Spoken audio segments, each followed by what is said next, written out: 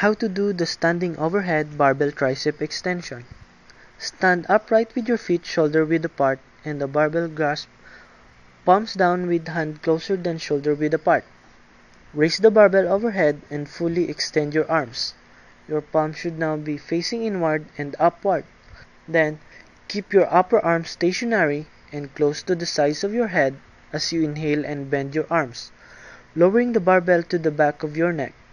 Your elbow should be pointing upward.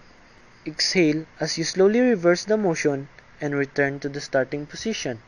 Just repeat it for a complete set.